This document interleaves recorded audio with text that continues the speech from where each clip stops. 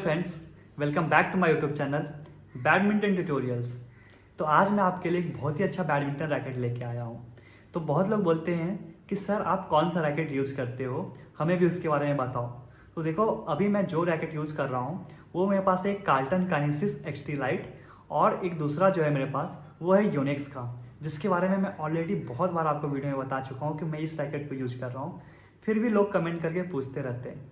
तो वो है मेरा रैकेट एस्ट्रॉक्स 6, योनेक्स एस्ट्रॉक्स 6। दोनों रैकेट मुझे अच्छा लगता है। और अभी मैंने फिलहाल में एक रैकेट मंगाया है जिसका नाम है 3D कैलिबर 300। तो चलो आज हम इस रैकेट के बारे में जानेंगे। मैं इस रैकेट से खेल रहा हूँ और लगभग मुझे 10 दिन हो गए इस रैकेट से खेलते हुए।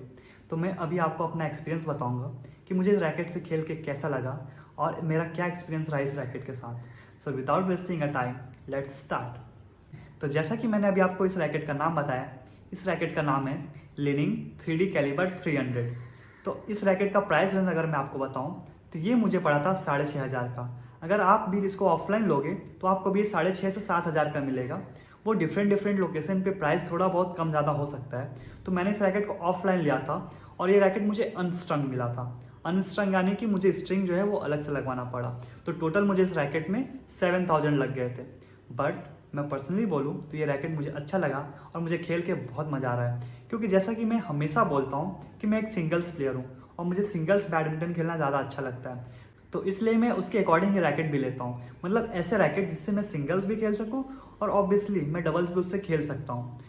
तो जैसा कि मैंने आपको पहले ही बताया था कि सिंगल्स के लिए जो रैकेट का वेट होना चाहिए वो 85 टू 90 ग्राम्स का होना चाहिए। उसी के लिए मैंने इस रैकेट को चूज़ किया। तो इस रैकेट का वेट है 85 टू 90 ग्राम्स। अब मैं अगर इस रैकेट की बैलेंस की बात करूं तो मैं हमेशा बोलता हूं कि अगर आप सिंगल्स प्लेयर हो तो आपके लिए जो रैकेट होगा वो होगा हेड हैवी। और क्यों?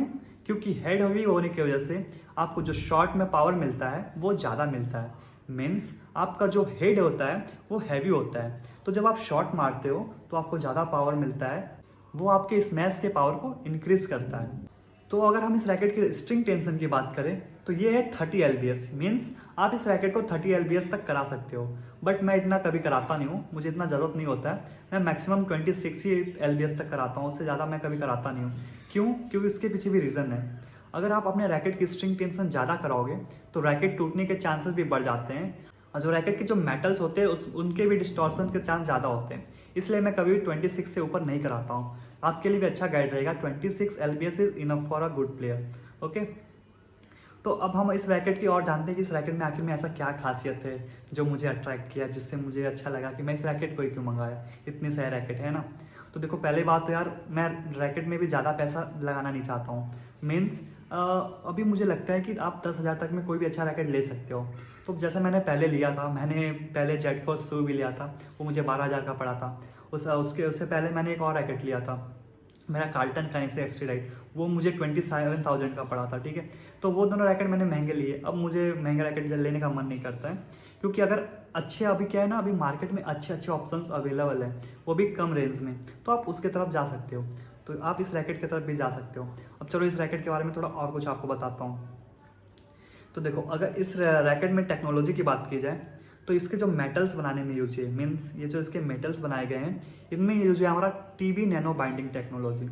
ये क्या होता है? ये होता है मीन्स जब आप किसी दो मेटल्स को मिला के बनाते हो, किसी मतलब कि इनमें दो मेटल्स को मिला के बनाया गया इसके मेटल्स को। ठीक है, तो इसलिए हम TB नैनो बाइंडिंग टेक्नोलॉजी बोलते हैं, जिसमें दो अलग अलग डिफरेंट मेटल्स को एक मिला के उसके बाद इसके मेटल्स को बनाया जाता है। ठीक है, तो इस अगर रैकेट में बात करें तो इसमें कार्बन फाइबर यूज हुआ है। तो carbon fibre is a good metal जो कि रैकेट को स्ट्रॉन्ग बनाता है और इसकी हेड जो इसकी रैकेट की ओवरऑल वेट है उसको भी नहीं बढ़ाता है। मीन्स हल्का होते हुए भी ये रैकेट को स्ट्रॉन्ग बनाता है। तो इसमें जो हमारा मेटल यूज है वो है हमारा कार्बन फाइबर।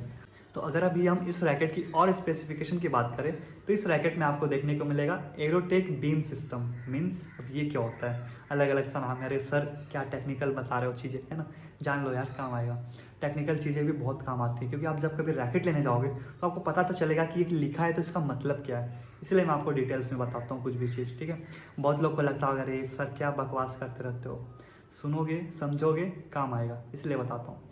तो एरोटेक बीम सिस्टम क्या होता है? एरोटेक बीम सिस्टम मतलब जैसे इसमें ऐसा टेक्नोलॉजी का यूज किया गया है, ऐसा समझ लो सिंपल सा भाषा में कि ये ऐसा टेक्नोलॉजी है जो क्या करता है, जो एयर रेजिस्टेंस होता है ना उसको रिड्यूस करता है, मीन्स एयर रेजिस्टेंस को मिनिमाइज करता है। आप स्मैश मार रहे हो तो हवा भी तो है वहाँ पे, कुछ एयर का ड्रैग कॉफिशिएंट होता है ना, तो एयर का जो ड्रैग कॉफिशिएंट होता है उसको रिड्यूस करता है, मीन्स हवा को काटते हुए ये रैकेट के जो स्विंग है वो फास्ट आती है। तो ये इसलिए जो एरोटेक बीम सिस्टम होते हैं ये आपको एयर रेजिस्टेंस को मिनिमाइज करने में बहुत हेल्पफुल होते हैं, जिससे जो हम शॉट मारते हैं वो हमारा पावरफुल शॉट होता है और भी अच्छा शॉट होता है। अब हम बात करेंगे जो इसका फ्रेम है, इसमें कौन सी टेक्नोलॉजी है।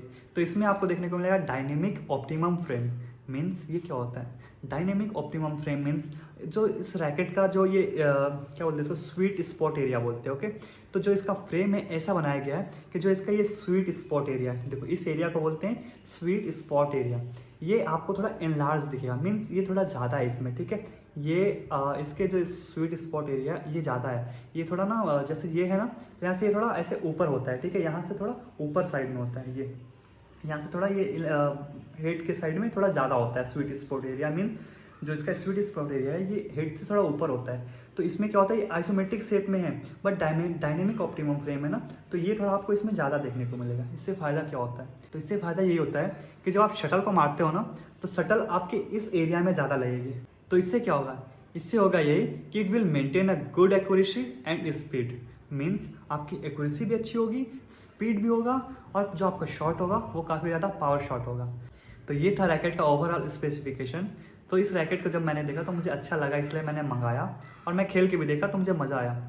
और देखो इस रैकेट का कलर काफ़ी अच्छा है, थोड़ा डिफरेंस था, तो मुझे थोड़ा डिफरेंट लगा तो मैंने मंगा लिया।